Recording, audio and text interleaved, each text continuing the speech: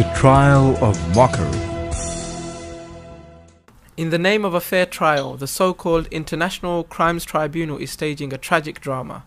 Let's hear their Skype conversation.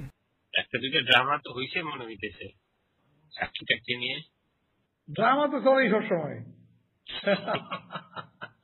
Giorgia তো ড্রামাই করে বুঝুন না স্টেজে আমরা এলাম অভিনেতা Law Minister Shafiq Ahmed has said, no other war crimes tribunal has been as transparent or fair as this one.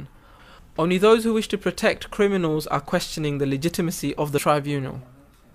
In reality, as you will hear, not only has the judge broken his code of conduct, there has also been collusion between the Law Minister, State Minister, Chief Prosecutor, Supreme Court Justice S.K. Sinha and Ahmed Ziauddin, bringing the tribunal into disrepute and going against natural justice. Government Minister directs tribunal for a speedy verdict. Tribunal Chair Nizamul Haq Nasim tells Ahmed Ziauddin how he has been liaising with the Law Minister in relation to the order in which judgments are to be passed. Forget about the passage of justice, it's all about choreography. The two judges agree that Tribunal 1 should pass a judgment before Tribunal 2.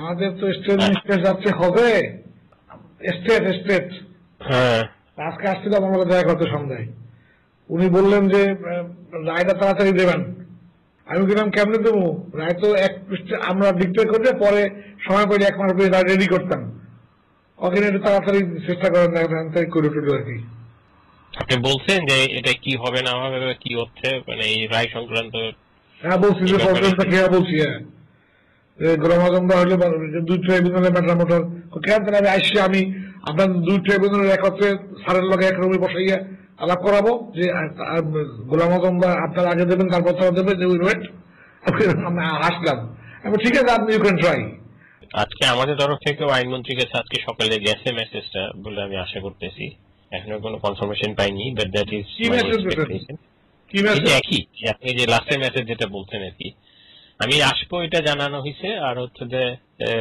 এই আর কি যে আমাদের প্রেফারেন্সটা হচ্ছে বা আমরা চিন্তা করতেছি আমাদের সাজেশনটা হচ্ছে যে এটা যেন এই সিদ্ধান্ত কোন কেসটা আগে যাবে এটা যেন একটা আন্ডারস্ট্যান্ডিং এর ভিত্তিতে হয় এবং যেটা সবচেয়ে ইম্পর্টেন্ট কেস যার দায় দায়িত্ব সবচেয়ে বেশি যে লোক সবচেয়ে গুরুত্বপূর্ণ সেই কেসটাকে আগে করতে হবে করা উচিত আমরা মনে করি তারপর একটা কথা এগ্রি করছে যে গোলাম আজম সাইদি আর থাকা এত ভিন্ন কেস আর গোলাম আজমরা করলে তারপরে নিজামী মুজাহিদ আক্কাদের মোল্লা কামরুজ্জামান সবাই বলা যাইতো পরে এই ফলো করে দিয়ে প্রিন্সিপাল ঠিক করে দিয়ে এটা উনি এগ্রি করছে আরে সিজে বলে একটা জাজমেন্ট দাও তোমারে নিয়ে আসি একটা না আগে বড় সাহেবের জাজমেন্টটা দিয়ে দিই না এর তার ল্যাঙ্গুয়েজ আর কি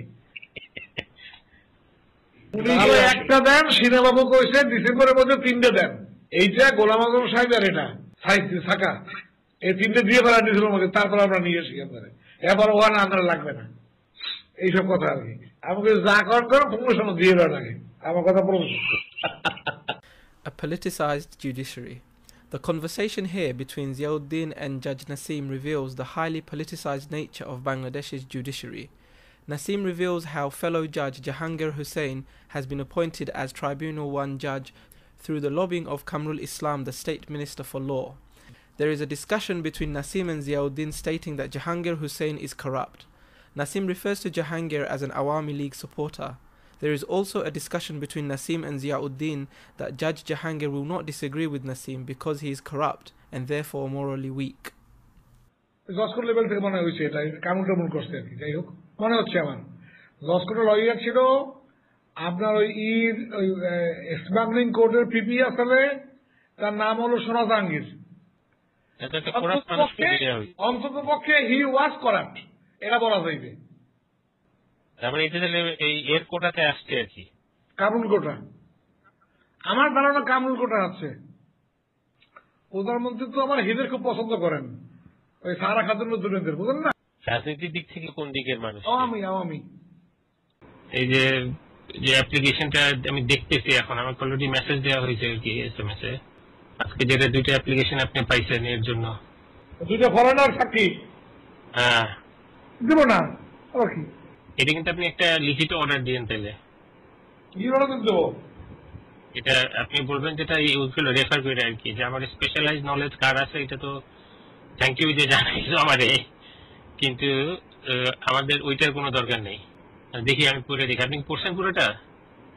আমি বিদেশে পড়েই নেই এখন বন্ধু, কালকে ভোরে ভোরে অর্ডার দিয়ে মাস্টার্সের ঘটনাগুলোকে আর কিভাবে আনা যায়, একটা সেন্টেন্স দুই সেন্টেন্স আনলেও এটা আনলে আমাদের একটু সুবিধা হতে পারে। হ্যাঁ সেটা ঠিক আছে। আমিও চাই ব্যক্তিগতভাবে যে জাজেসরা যেন জুডিশিয়াল নোটিশ খুব মিনিমাম নেক আর কি, যে ওনারা তো আইন যেভাবে বলা আছে ওনারা পুরাটাই জুডিশিয়াল নোটিশ দিতে পারে, কিন্তু যদি প্রসিকিউশন উইটনেসটা বা কোনো উইটনেসটা যদি বলে তাহলে ওনাদের ওই কাজটা ইজি হয়ে যায় আর কি।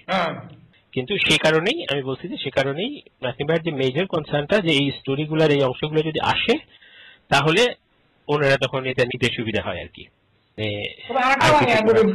মামুন তো আসতে ঐতিহাসিক হিসেবে আসতে পারে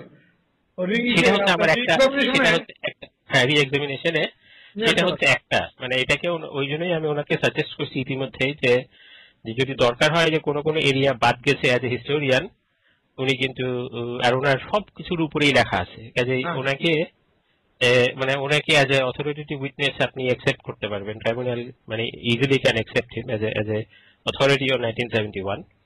সো এটা ওনার সাথে আমি কথা বলে নিব যে আর কে কে আছে না আছে বা কি করা যায় আর কি, এবং এ নিয়ে আসবে আর কি ওই সিজার লিস্টের উইটনেসদেরকে শুরু করে দিবে। It was reported in the media that Justice Jahi resigned from the tribunal due to ill health. This was a lie. In reality, he was forced to resign by the law minister.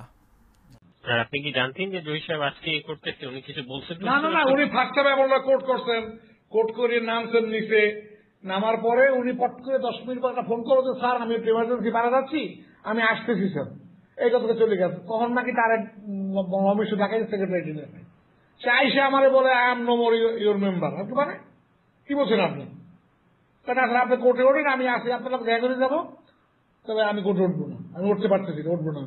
আমি কোর্টে উঠলাম, court সাথে সাথে দেখো, তখন আমাকে বললো যে এরকম দেখাই নিয়ে বললো যে রিজেন করলাম, দিয়ে আসলাম। আজকে স্বীকার পেয়েছেন উনি